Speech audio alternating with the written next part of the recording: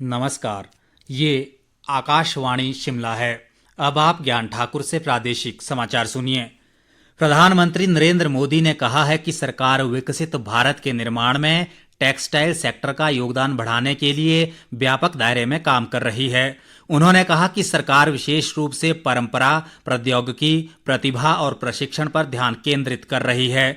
नई दिल्ली के भारत मंडपम में आज भारत टेक्स 2024 के उद्घाटन के बाद प्रधानमंत्री ने कहा कि ये आयोजन वस्त्र उद्योग में भारत की असाधारण क्षमता को दर्शाने का उत्कृष्ट माध्यम है। उन्होंने कहा कि खादी ने भी देश की महिलाओं को नई शक्ति दी है। उन्होंने कहा कि ये आयोजन अपने आप में विशेष है क्योंकि ये देश के सबसे बड़े प्रदर्शनी केंद्रों भारत मंडपम और यशोभूमि में आयोजित किया जा रहा है। प्रधानमंत्री ने कहा कि आज भारत विश्व में कपास, जूट और रेशम के सबसे बड़े उत्पादकों में एक है।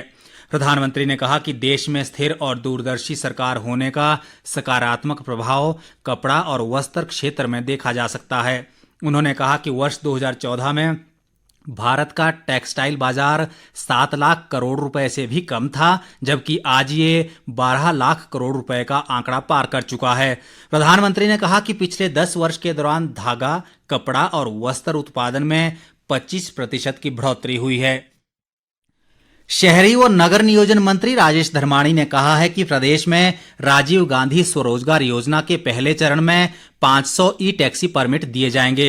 ई टैक्सी खरीदने के लिए प्रदेश भर से बेरोजगार युवाओं के 1208 आवेदन सरकार के पास पहुंचे हैं। प्रदेश विधानसभा के शिमला में चल रहे बजट सत्र में प्रश्नकाल के दौरान आज विधायक डीएस ठाकुर, विक्रम सिंह, विपिन सिंह परमार और चैतन्य शर्मा के संयुक्त सवाल के जवाब में उन्होंने ये जानकारी दी। उन्होंने कहा कि इस योजना के तहत ई टैक्सी खरीदने के लिए सरकार 50% अनुदान देगी।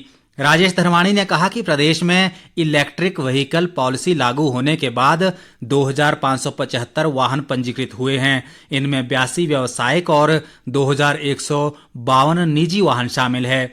इसके अलावा 40 व्यावसायिक वाहन सरकार व सरकारी उपक्रमों में पंजीकृत है। उन्होंने ये भी कहा कि प्रदेश में कोई भी इलेक्ट्रिक वाहन निर्माता कंपनी स्थापित नहीं है। धर्माणी ने कहा कि प्रदेश में इलेक्ट्रिक वाहनों को बढ़ावा देने के लिए सरकार ने पहले चरण में 6 राजमार्गों को ग्रीन कॉरिडोर के रूप में अधिसूचित किया है और इन पर चार्जिंग स्टेशन स्थापित करने की प्रक्रिया चल रही है।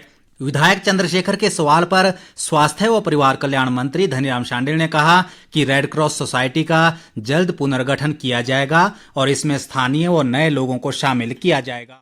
प्रदेश विधानसभा का बजट सत्र 2 दिन के अवकाश के बाद आज दोपहर बाद 2 बजे शुरू हुआ। सदन की कार्यवाही शुरू होते ही विपक्षी दल भाजपा ने पॉइंट ऑफ ऑर्डर के तहत शिमला के माल रोड स्थित एक रेस्टोरेंट के कर्मचारी की नृशंस हत्या और विधायक सुधीर शर्मा को मिली धमकी का मामला उठाया। नेता प्रतिपक्ष जयराम ठाकुर ने कहा कि शिमला के माल रोड में रेस्टोरेंट कर्मी की हत्या की घटना दिल दहलाने वाली है और ये वारदात पुलिस रिपोर्टिंग रूम के सामने हुई है। जयराम ठाकुर ने कहा कि ये घटना बेहद दुर्भाग्यपूर्ण और चिंताजनक है। इस वारदात से राज्य की कानून व्यवस्था पर बड़ा प्रश्न चिन्ह लग गया है। इस मामले पर संसदीय कार्य मंत्री हर्षवर्धन चौहान ने कहा कि शिमला में युवक की हत्या का मामला बेहद गंभीर है और विपक्ष कानून व्यवस्था पर कटौती प्रस्ताव पर चर्चा के दौरान इस मुद्दे को सदन में उठा सकता है और सरकार इसका जवाब देगी। उन्होंने ये भी कहा कि विधायक सुधीर शर्मा के मामले में सरकार उनकी सुरक्षा का पूरा ध्यान रख रही है और विपक्ष को चिंतित होने की आवश्यकता नहीं है। सुधीर शर्मा ने कहा कि उनको मिली धमकियों की घटना दुर्भाग्यपूर्ण है और इस मसले पर उन्होंने डीजीपी से बात की थी। सुधीर शर्मा ने कहा कि उनके मामले को सरकार गंभीरता से ले रही है और इस पर कार्रवाई होनी चाहिए। मुख्यमंत्री सुखविंदर सिंह सुक्खू ने आज शिमला ग्रामीण विधानसभा क्षेत्र में 15 करोड़ 43 लाख रुपए की लागत से निर्मित जवाहरलाल नेहरू ललित कला राजकीय महाविद्यालय लोहराब के भवन का लोकार्पण किया। इस अवसर पर जनसभा को संबोधित करते हुए मुख्यमंत्री ने कहा कि प्रदेश सरकार शिक्षा के क्षेत्र में व्यापक सुधार कर रही है और गुणात्मक शिक्षा पर विशेष बल दिया जा रहा है। उन्होंने कहा कि वित्त वर्ष 2024-25 में सभी शिक्षण संस्थानों की वार्षिक रैंकिंग और उनके लिए प्रदर्शन आधारित अनुदान व्यवस्था शुरू करने का प्रावधान किया गया है। मुख्यमंत्री ने महाविद्यालय में नए पाठ्यक्रम व स्मार्ट कक्षाएं विकसित करने और खेल मैदान के लिए 20 लाख रुपए प्रदान करने की घोषणा भी की। मुख्यमंत्री ने टूटू में 5 करोड़ रुपए की लागत से बनने वाले खंड विकास कार्यालय भवन का शिलान्यास भी किया। इस अवसर पर ग्रामीण विकास व पंचायती राज मंत्री अनिरुद्ध सिंह और लोक निर्माण मंत्री विक्रमादित्य सिंह सहित अन्य गणमान्य व्यक्ति भी मौजूद रहे। इसके साथ ही ये समाचार बुलेटिन समाप्त हुआ। नमस्कार।